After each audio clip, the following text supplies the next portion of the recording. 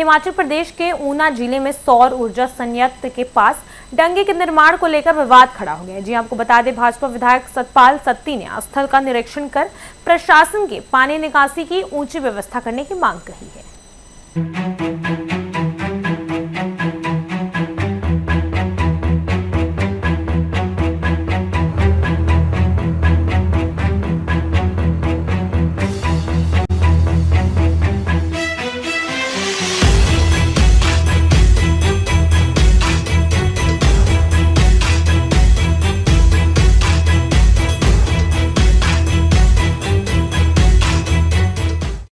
Project है यहाँ पर, आज आप यहाँ पर इसका निरीक्षण करने आए हैं, क्या कारण है, क्या कुछ समस्याएं जो है वो लोगों को यहाँ पर पेश आ रही है? 32 मेगावाट का जो हमारा जहाँ सोलर पावर प्रोजेक्ट लगा है गवर्नमेंट की ओर से, उसके कारण कई दिक्कतें जहाँ पर वैसे भी आई, जो प्रोजेक्ट भी कंट्रोवर्सी में आ गया। ऐसा भी माना गया कि जहाँ बहुत बड़ा भ्रष्टाचार हुआ है, लगभग 210 करोड़ रुपया जहाँ पर जो इसको प्रोजेक्ट को बनाने के लिए लगा रुपया लगा, 225 करोड़ रुपए के लगा। और उसके साथ साथ इसी समय 35 मेगावाट का प्रोजेक्ट गुजरात के अंदर लगा, वो 120 करोड़ रुपए का लगा। तो भारतीय जनता पार्टी ने विधानसभा के अंदर भी मामला उठाया था कि इसमें लगभग 80-100 करोड़ रुपए का घपला हुआ है। गवर्नमेंट ने माना नहीं, अंत में जाकर के इसी विभाग के चीफ इंजीनियर आदित्य नेगी जी ने आत्महत्या की। उसके बाद ये प्रोजेक्ट और कंट्रोवर्सी में आया, जो उनके माध्यम से कई चीज़ें आई जो विस्तार में नहीं मैं जाना चाहता।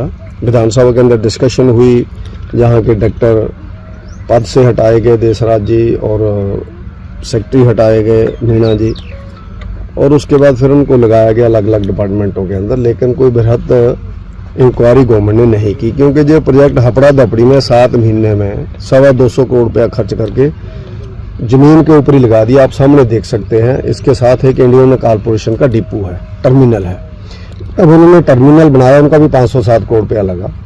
तो उस टर्मिनल को उन्होंने हाइट दी, वहां पर पहले फिलिंग की बहुत बड़े लेवल के ऊपर, क्योंकि ये वाटर लॉक्ड एरिया है जहाँ 5-5, 4-4 फुट पानी आ जाता है। सारा एरिया गवर्नमेंट की जमीन है, एग्रीकल्चर डिपार्टमेंट की लैंड है स्वां के साथ। तो उसको हाइट नहीं दी। जब जहाँ से पानी आया तो पिछली बार ये बिल्कुल प्रोजेक्ट में बहुत बड़ा नुकसान हुआ, और उसमें नुकसान होकर के इसका जो बिजली पैदावार है वो भी बहुत कम हो गई, पावर जनरेशन बहुत कम हो गई, लगभग 10 मेगावाट तक चला गया।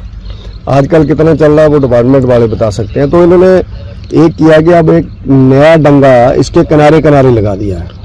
जब डंगा के किनारे किनारे लगा रहे हैं 2.5 मीटर ऊंचा, तो पीछे 4000 कनाल के लगभग जमीन है जिनकोर की, उसके साथ साथ नंगड़ा की, बड़ी दूर तक के मार करेगा।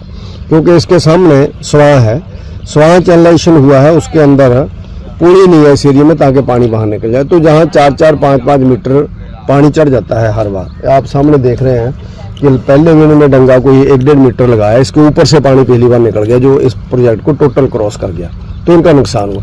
अब उन्होंने 2.5 मीटर लगाया है, तो उसके नाते किसानों का ये कहना है कि भैया हमारे खेतों के अंदर तुम पानी खड़ा कर रहे हो, इसका भी कोई ड्रेन सिस्टम आप बनाएं।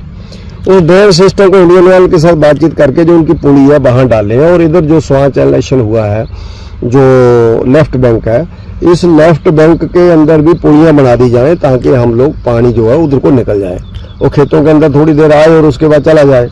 लेकिन डिपार्टमेंट्स का तालमेल नहीं। अभी मेरी एक्शन साहब से बातचीत हुई है, तो उनके ध्यान में भी मैंने लाया है कि आपको लोगों के पानी की समस्या को भी हल करना चाहिए। तो अगले कल अगर डिप्टी कमिश्नर साहब जहाँ होंगे, आज मैं पता कर लूँगा, तो कल हम डिप्टी कमिश्नर साहब को, अन्यथा एडीसी को लिख करके किसानों की ओर से दे देंगे, गांव वालों की ओर से दे देंगे कि भैया इसका हल निकालो कोई ना कोई, वरना सारी जमीन बेकार हो गई है। तो अब ये नया मामला खड़ा हो गया है। ये भ्रष्टाचार का अड्डा तो है ही है पूरा पेखू बेला पावर प्रोजेक्ट, लेकिन आगे किसानों के लिए क्या मुसीबत बन करके आ गया है।